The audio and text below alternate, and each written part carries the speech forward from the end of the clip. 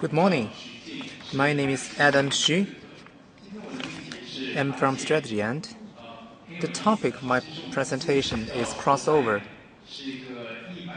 My company actually had more than 100 years of history. We used to be number 4 in 2014, and last year, PwC, an accounting firm, acquired my former company. PwC is famous for its accounting, and now it crossed the border. PwC is also very strong in consulting. That's why PwC acquired us. We can see a lot of examples about crossovers and cross borders, and we also see a lot of examples in food and beverage industry. Well, personally, I am the partner for food and beverage. I'm based in Shanghai. The topic of my presentation is crossover. I'm going to talk to you in the next 30 years about our observations. Which companies entered the food and beverage industry? Which companies that were not in this industry entered this industry? I think most of you are from the food and beverage industry. Are these companies opportunities for us, or are they challenges?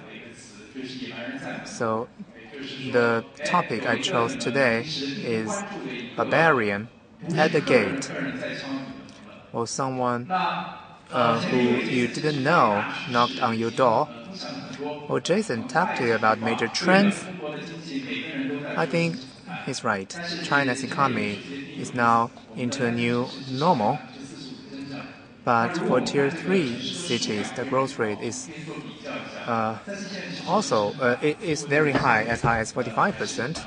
So in that sense, China has a great opportunity. I think China is at a tipping point. There are some drivers that we need to take into account at this tipping point. These drivers will lead to faster changes in the market. The first driver is consumers. Generation Y and Generation Z have become the majority of consumers. They are the only child in their family. They are the single child in their family. There's another change with regard to consumers, is that consumers are much better educated. They have a lot of knowledge. They love to surf on the web, and they are the only or single child in their family. All these will lead to changes with regard to consumers. I think it is quite natural to have this kind of changes because in the West, we have the D generation or millennium generation, or baby boom generation. But it's very rare to have all the changes regarding consumers in China. The second driver of this tipping point is categories. China only needs 5 years to develop to the extent that Western countries needed 30 years to develop. There's another driver, channels. Well, we talked a lot about e-commerce. A few years ago, hypermarkets expanded very rapidly. But today, Walmart, Carrefour are now having some corrections. But on the other hand, convenience stores are getting bigger and bigger. And e-commerce. I visited a lot of markets globally, and e-commerce is popular only in 2 countries, the United States and China. In Southeast Asia, people talk about e-commerce, but e-commerce is not having a major impact. But in China, consumers find it very convenient to pay, very convenient to get the product. That's why e-commerce in China is becoming more and more popular. And in China, the e-commerce is different from that in the United States. In China, it is more labor-intensive. And the modern channel in China is just emerging. That's why e-commerce is developing faster than anywhere in the world. This has posed a great challenge to food and beverage manufacturers. Well, in Beijing, we don't have very good weather. It is very polluted. But for FMCG companies, I think they are also facing great challenges, just like Beijing facing haze and smog. Well, the topic of my presentation is crossover, or new entrants in this industry. Please look at the chart on the left side. In the capital market, a lot of listed companies acquired food and beverage companies.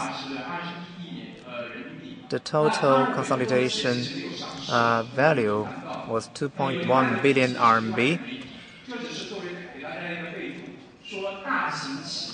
And according to statistics, a large number of big companies started to enter the food and beverage industry, in particular in 2013-2014, when food and beverage manufacturers had great difficulties. In 2013, 7 companies entered the industry. In 2014, 9 companies entered this industry. So what are the 3 types of these new entrants? I divide them into 3 categories.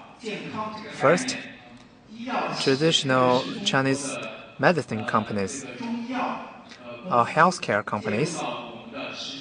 These companies started to make healthy products and uses healthy products to enter food and beverage industry. For example, Yunnan Baiyao, which was a miracle in toothpaste, beating Colgate and Crest.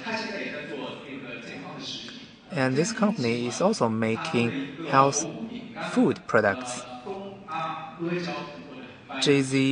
JT is now producing biscuits, and Dong is now making health food products. They make full use of their advantage as a traditional Chinese medicine manufacturer to produce healthy products.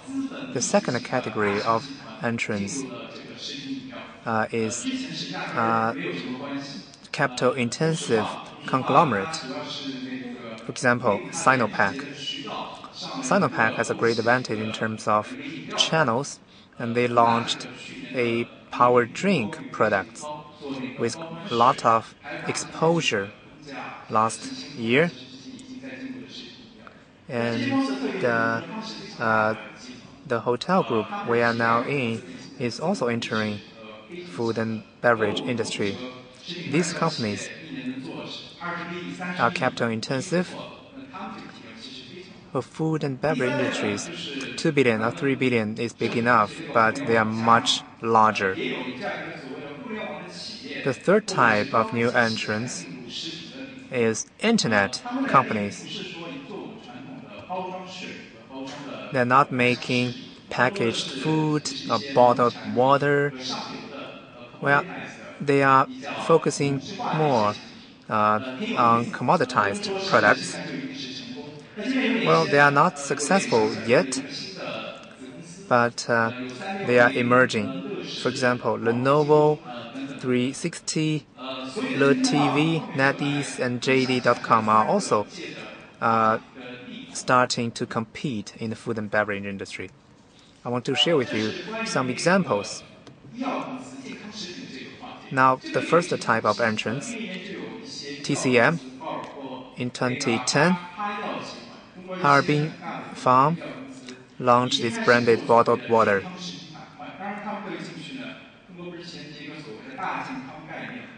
Because in China, there used to be a concept called big health. That's why a lot of pharmaceutical companies entered this industry. And in 2013, JZJT developed healthy snacks, mushroom biscuits, and Yunnan Baiyao also launched its functional beverage 2014. Yunnan Baiyao is now very successful in personal care products. Everybody knows these brands. Yunnan Baiyao is a pharmaceutical company with a great history. The company was founded in 1971 in Yunnan province, making TCM products. And Yunnan Baiyao is one of the earliest to enter personal care industry. In 2005, they started to make toothpaste, even with a premium, focusing on the higher end of the market. 10 years have passed. Yunnan Baiyao is now top 3 toothpaste makers in China, and the total value of its healthcare department is as big as 3 billion, accounting for 10 to 15% of their total business. So, Yunnan Baiyao is very successful. But apart from Yunnan Baiyao, other companies are also entering this market. Are they going to be as successful as Yunnan Baiyao? Yunnan Baiyao has a branch company, and this company is making beverage. Well, traditionally, Yunnan Baiyao is all about traditional Chinese medicine, medicine that applied on your skin. But now it is making beverage. Well, previously, Yunnan Baiyao started to make toothpaste using the TCM concept, and now Yunnan Baiyao is making a beverage. Why? Because Chinese people eat a lot of pork, and pork is very oily. And with this function beverage, you will be able to reduce the level of body fat. As a result, the concept is very appealing. Will this new product be successful? I don't know, but this is a nice try. In China, the number of new products is not big, but success rate is much higher than multinationals because Chinese companies know Chinese consumers better.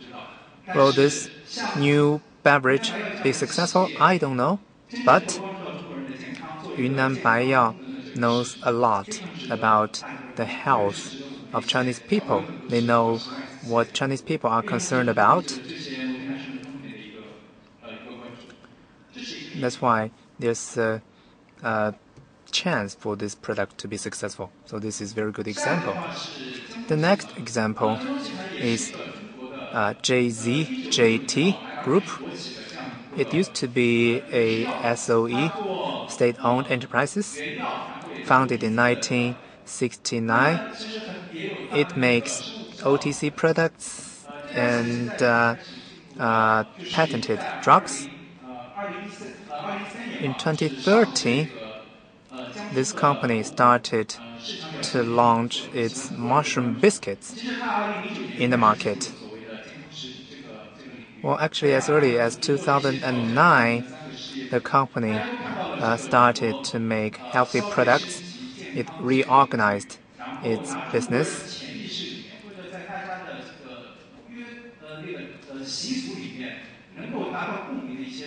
Well, it makes full use of its advantage as a TCM maker to appeal to the Chinese consumers.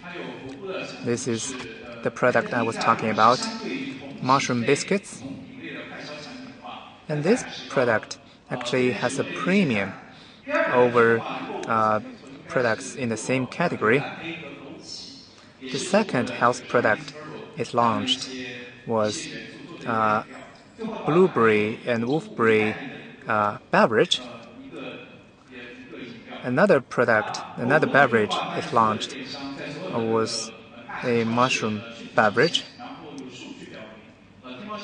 According to statistics, this biscuit ranked number 1 on Tmall. Well, everybody knows Wang Laoji herbal tea, but nobody thought about launching herbal tea in a package.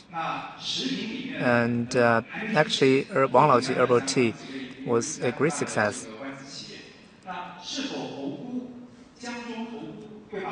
So what about this product, mushroom beverage? Well, mushroom beverage become a new category. Will this category grow bigger and bigger? We'll wait and see.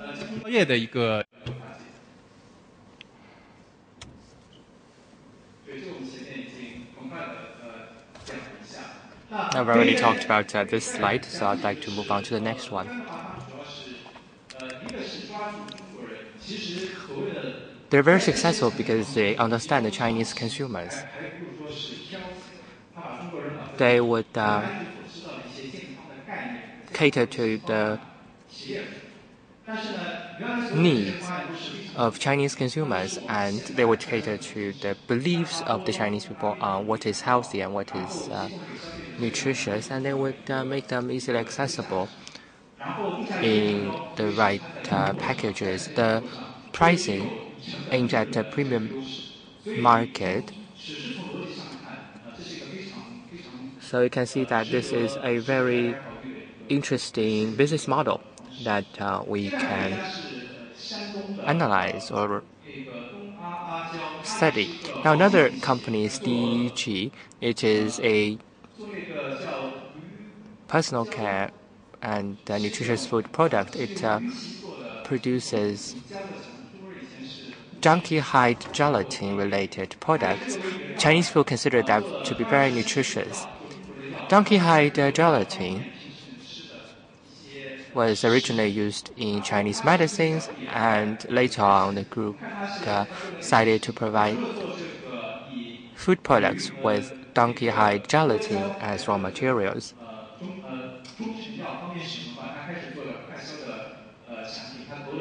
DJ invested around 100 million in food-related production facilities. It also acquired a number of food companies. Initial data show that the company's food business kept growing, and currently the revenue is around 300 to 400 million RMB annual revenue, and in 2011 its CAGR was around 21%.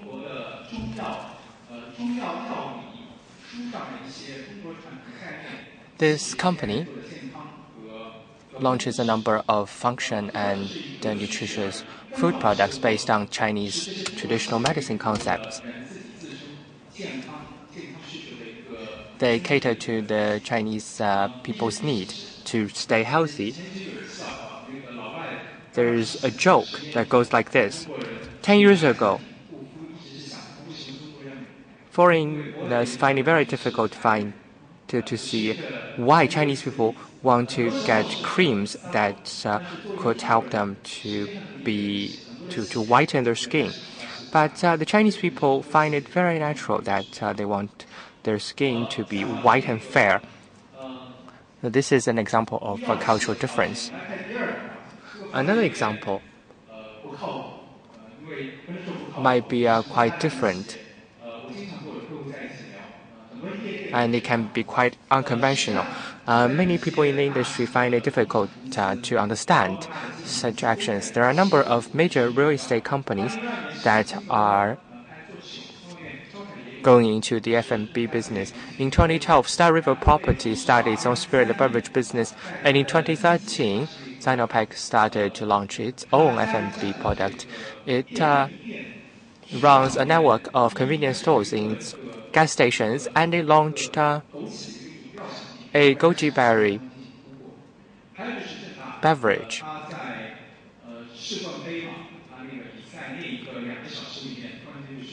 And Evergrande announced that it would launch a premium water brand after the football team is sponsored won Asian champion. And now it is thinking about entering the dairy and cooking oil businesses. Let's look at the company and its endeavor into food business. Evergrande was created in 1997. Now it is listed in Hong Kong. And 2013 figures showed that it was ranked number 2 in the real estate sector.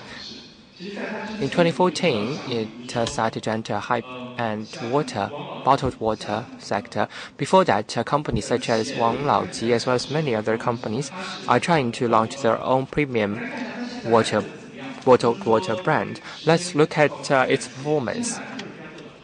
We can't just say whether it is doing well or not. It is based on its annual report in 2014.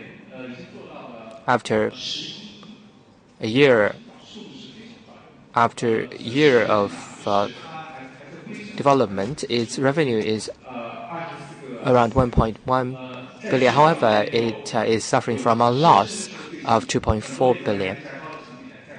And many distributors are offering discounts to move very high inventory. We can't just say it is not successful, because it might take some time for water business to be successful, because it needs to achieve economy of scale.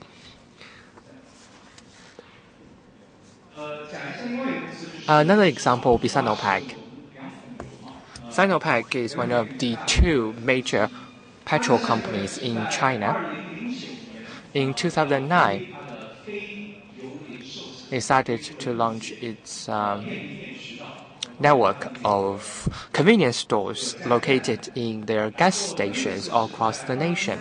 And in 2013, its Ningxia subsidiary launched a wolfberry beverage, wolfberry drink.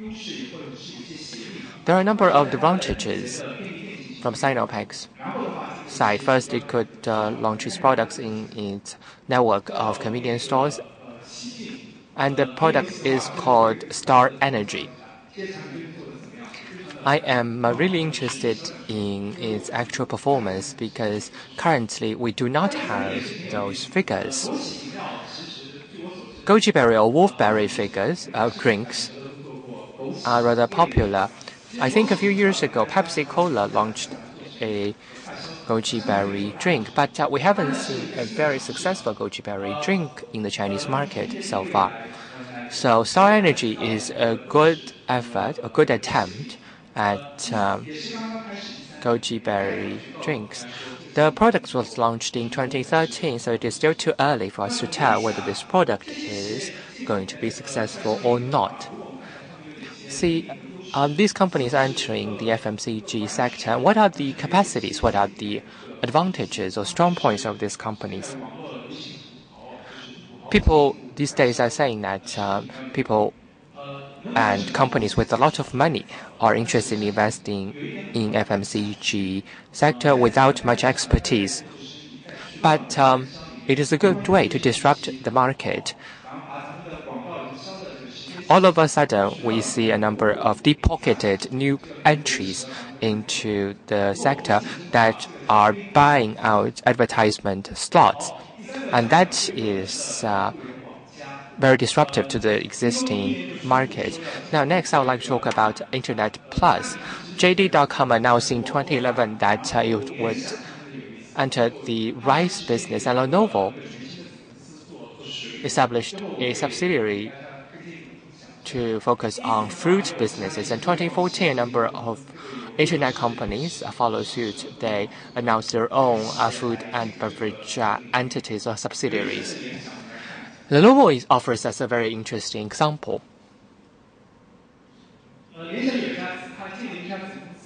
Lenovo established a subsidiary named Joyville. This is a high-end food company, and it focuses on fruits such as blueberry, peach, etc. It proposes the concept of from field to table. It focuses on modern agriculture, and it has made a few investments. For example, it has invested in blueberry production in 2012. It acquired several companies such as Wallen Blueberry and China New Agriculture. Now let's study the case of Joyville. Joyville has acquired large plots of land to produce blueberry and peach. It also produces Chinese tea. It is very interested in controlling the entire supply chain from production to supply chain to the end users. Originally, agricultural businesses have a very long and decentralized value chain, but thanks to the development of Internet Plus, we see that the value chain is more integrated and products can be delivered to the end users at a much faster pace. A lot of costs can be saved. We see a number of internet companies that focus on nut products that are doing very well by taking advantage of Internet Plus. Today we're talking about innovation. There are a lot of people that are very interested in food safety. That is why the company Joyville proposed the idea of full traceability, and it says that it has a cloud farm where consumers could trace the entire value chain. It produces products in China as well as South America. And we see from a number of dairy incidents that food safety is still a big concern in China. And if Joyville could control its farmland, then it is a big advantage. And the products are very popular among the middle class because they meet their requirements for healthier and safer food, and delivery is very convenient. This is, some people say, quite far away from the traditional FMCG, but it is not. In fact, in its product line, it includes beverages as well as dried blueberry. They can be sold on the same platform, and it is a very new case that's worth watching. Another example would be LETV's effort, and there are online companies that are offering crabs to consumers. For agribusinesses, the internet provides companies with this opportunity of having a big traffic, and they could take advantage of the number of users and sell products to the users. LETV uses its big fan base to purchase crabs from farmers, from producers, and sell them directly to their members and fans.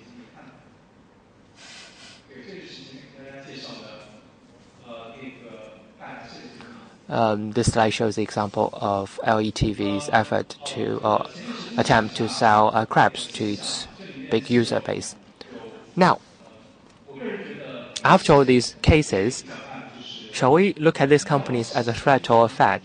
Maybe TCM Chinese traditional medicine companies, they pose a threat to existing FMCG. For them, they do not create needs. All they did was understand the consumers' concerns and needs when they created so-called health or nutritious food that are priced very highly.